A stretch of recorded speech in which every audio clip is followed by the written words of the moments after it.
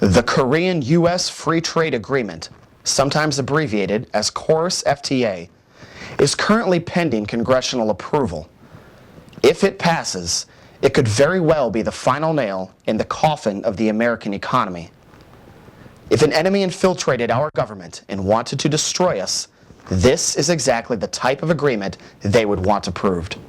The new Korean-U.S. Free Trade Agreement. It is well known that NAFTA, the North American Free Trade Agreement, was instrumental in completely destroying our ability to manufacture competitively in the U.S.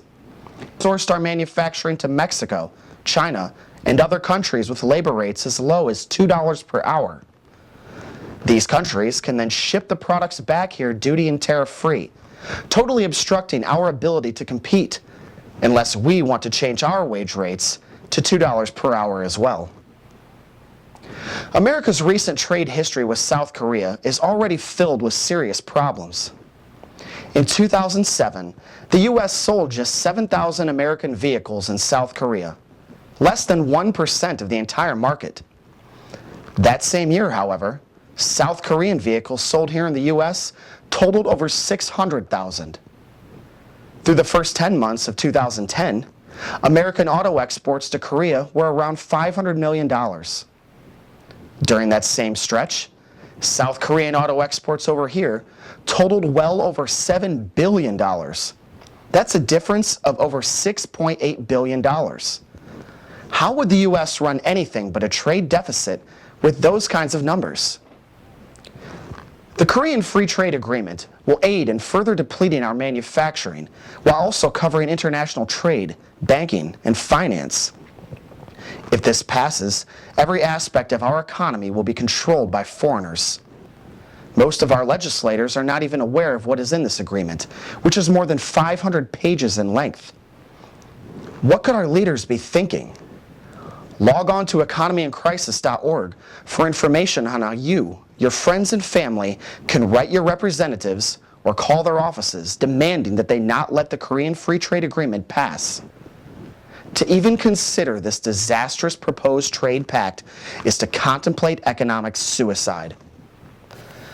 The following summary details 12 major reasons why KORUS-FTA will be disastrous for America. It will dramatically export more jobs. The U.S. International Trade Commission predicts that KORUS-FTA will create no new U.S. employment and increase our trade deficit. Korea will gain unhindered liberties to change U.S. law and can even challenge existing prevailing wage laws. The U.S. government will lose the ability to regulate the American banking industry. This trade pact will allow foreign monopolies to take over U.S. industries. It will make preventing these takeovers legally impossible. Korea will be able to insource low-wage jobs to the U.S., but American companies will not receive the same access to Korea's state-run system. Korea's low manufacturing costs will put a strain on the already fledgling American textile industry. The beef industry will suffer as Korean beef imports to the U.S. increase in spite of their consistent refusal to accept American beef. More contaminated food will legally enter the U.S., and our rights to inspect or refuse it will be obstructed. Buy American food support will become illegal. Korea will still employ many non-tariff barriers that the U.S. does not. Korea will have the right to sue the U.S. for lost profits, holding U.S. taxpayers liable for the damages. There is nothing in the trade pact to stop Korea's currency manipulating practices. This is another free trade agreement that will take away our right to do what is in the best interest of our country. The basis for all free trade agreements is to give foreign countries unrestricted access to the American economy, eliminating duties and tariffs that protect our fledgling and older industries. South Korea has a population of 48 million people, while the U.S. has a population of over 300 million. Under the conditions of this free trade agreement, it would not be possible to accumulate anything other than a massive trade imbalance with South Korea.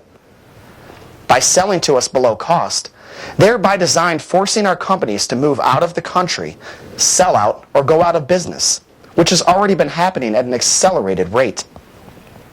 This pact will only hasten our demise. Signing a trade deal with South Korea will not make things better for the U.S. We must start asking the important questions, namely, who are our leaders working for? Signing a deal like this can only mean our leaders are not reading what they are signing, or are only working for the best interest of multinational corporations, special interest groups, or foreign powers. For more information on how you can contact your local representatives to prevent the Korean Free Trade Agreement from being ratified, log on to economyincrisis.org and help make a difference.